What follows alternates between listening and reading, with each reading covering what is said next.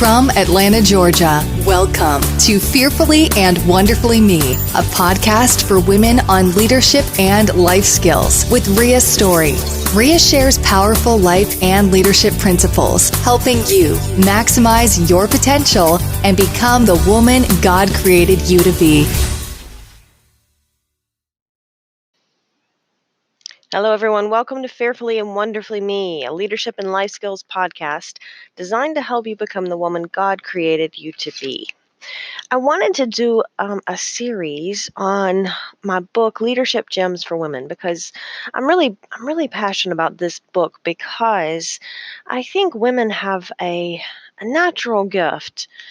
As a rule, just generally, as a rule, women have a natural gift toward building relationships, or women have a natural tendency perhaps to be more nurturing, and that does increase influence because it builds through the relationship. And I think women just have a more of a natural strength in general. Now, not that anyone can improve leadership skills, we all can, but women have a little bit more of a natural strength on that.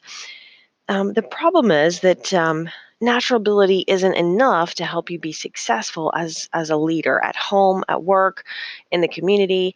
You have to be intentional about developing those skills so you can lead and influence others at home, at work, at church, even as a volunteer. Influence is critical in helping us be successful and achieve what our mission is. So I really love to talk about leadership skills specifically for women. So I wanted to do a series on my book, Leadership Gems for Women. So I'm just going to, kind of give you some of the highlights of the chapters. And chapter 1 today, there are 30 chapters in the book, but 30 characteristics of very successful women leaders. But chapter 1 today is be authentic. Authenticity as a leader is one of our greatest strengths. It's priceless because authenticity builds trust. And it's priceless when it comes to relationships and leadership. Because when it comes to influence, those who are genuine and upfront and honest with us have a lot of influence because we know we can trust them. Their word means something. Their commitments mean something. It may not always be what we want to hear, but we know that they're always truthful, and we value that in relationships.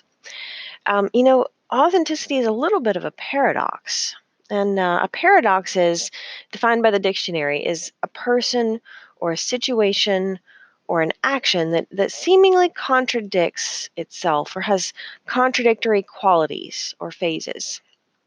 So, a paradox in authenticity is because we all want everyone else and everything else to be authentic, but sometimes we struggle to be authentic ourselves.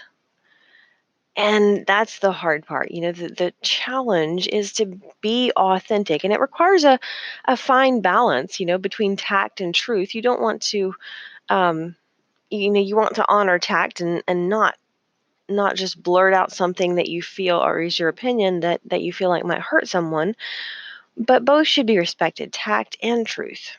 Being authentic is the choice to be authentic to your core values, yourself, and to honor that in relationships with other people.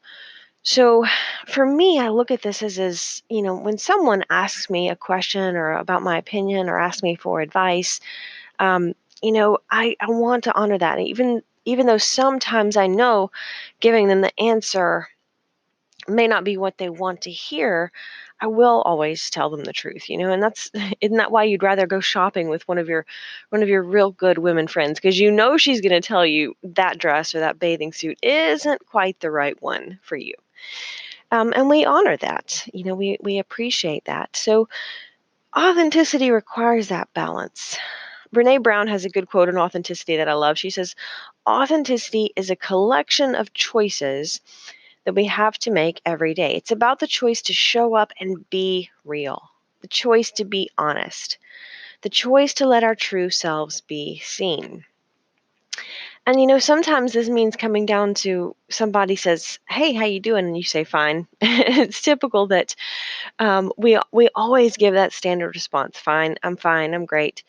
And a lot of times we're not, but we feel compelled to give that answer. But when you're being authentic, it's okay to say, "Hey, I'm not fine."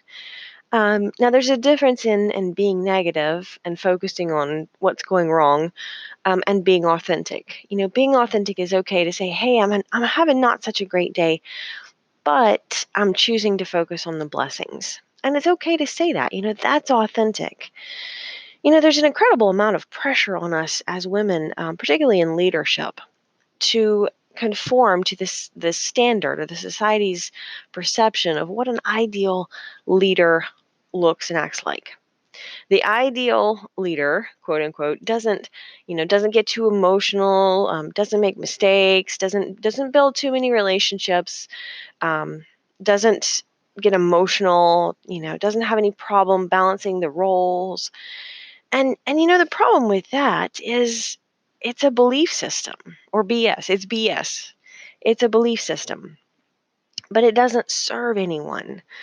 Who you are as a woman defines who you are as a leader, and your greatest strength as a leader is to be true to yourself and let your natural leadership styles shine.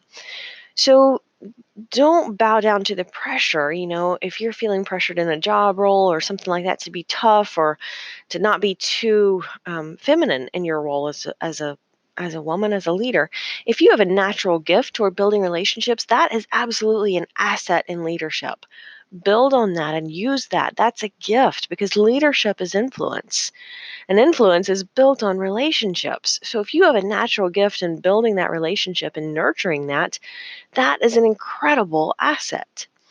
The trick is to balance that relationship between getting results as a leader. And we'll dig a little bit more into that in a future episode, in a future chapter from the book. I speak more to that. So I want to save that balancing act with relationship and results for that future episode. But as we're talking today, being authentic to who you truly are is a huge asset. It's an incredible strength. Regardless of who you're trying to influence, you have more influence with them if they feel like you value them as a person. Trust will always increase your influence, and being authentic will always increase your trust. So look for ways to be more authentic in your daily life. If you're not fine, don't tell people you are. Admit things aren't great. Maybe ask for help or ask for support or just ask for prayer. And if you don't know the answer to a question, don't make up the answer. Be authentic. You can say, "I don't know, but hey, I'm gonna follow back up with you and figure it out." If you don't agree with someone, and this is a big one. This is one that a lot of us struggle with, I think. If you don't agree with someone, don't just say you do. If you're not in agreement with something, don't just go along with it to avoid the conflict. Learn how to navigate that conflict to a successful resolution, but work to resolve the issue through constructive dialogue. But don't just agree with it to go along with it. You know, Leadership and influence isn't based on appearing to be different than you are. It's based on your authenticity, and you're willing to develop your character, because that's what turns authenticity into a strength instead of a weakness. Success isn't based on your ability to cover up your flaws, it's based on your ability to overcome them. A lot of times we're afraid to be authentic because we're afraid of being vulnerable. What if somebody realizes that we're not perfect? Well, quite honestly, here's some leadership truth for you. Everyone else already knows you're not perfect, particularly in leadership. They just want to know, do you know that you're not perfect? We don't all have a Facebook perfect or Instagram perfect life. None of us do. None of us are perfect. We're all going to make mistakes. We all have weaknesses. And the question is, are we just willing to work to overcome them? We don't expect other people to be perfect. We respect those who don't pretend to be perfect. And that's what authenticity comes down to, is living true into that. I'll give you a quote to close on. That Sarah Ben Breathnock said, "The authentic soul is the self-made visible." I love that quote. It's a really good quote to think about. So look for ways today, as you go into your day forward and into your week, look for ways to live more authentically. There we go. That was a big word. Look for ways to live more authentically in your life today. Until next time. Start increasing your influence and maximizing your potential with Ria's audiobooks. Available at audible.com, amazon.com, and iBooks. Please visit riastory.com to learn about Ria's books, resources, speaking, and training programs. Thanks for listening.